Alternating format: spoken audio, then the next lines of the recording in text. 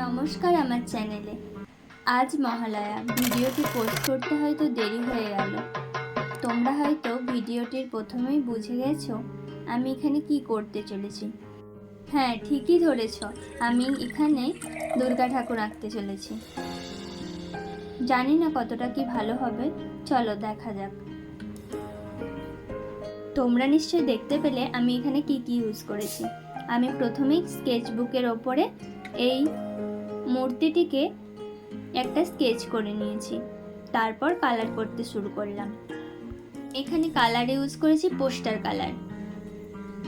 আমি এই পোস্টার কালারটি ইউজ করলাম প্রথমবারই খাতায়, তাই তোমাদের সঙ্গেও শেয়ার করে দিলাম। আমার তো করতে বেশ ভালোই লাগছিল। আর যেহেতু মহালয়া, সেই ছোটবেলার ঘটনা মনে পড়ে যায়। ছোটবেলায় আমরা অধীর আগ্রহে অপেক্ষা করতাম এই দিনটার জন্য, কখন সেই দিনটা আসবে। আর সেই সকালে ঘুম থেকে ভোরে ওঠা, আর না উঠতে পারলেই হয়তো মহালয়াটা মিস হয়ে যাবে। কিন্তু সেই আগের দিন এই ভেবে ঘুমিয়ে পরের দিন সেই অসুরবদের সময় উঠতাম। এখন তো মহালয়া মিস করার কোনো প্রশ্নই ওঠে না, কারণ এখন যখন ইচ্ছা যায় তখনই দেখতে পাওয়া যায়। ছোটবেলার এই স্পেশাল দিনগুলোর কথা খুবই মনে পড়ে, তাই না? ছোটবেলার ঘটনা মনে পড়ে যায়। আমি তো ছবিটার কথাই ভুলে গেছি। ছবিটাতে এখানে প্রথমেই আমি মাথার উপরে ইউজ করেছি ইয়েলো আকার, আর দুর্গা ঠাকুরের মুখে দিয়েছি ইয়েলো কালার। বাকিটা তোমরা দেখতে থাকো কেমন হয়।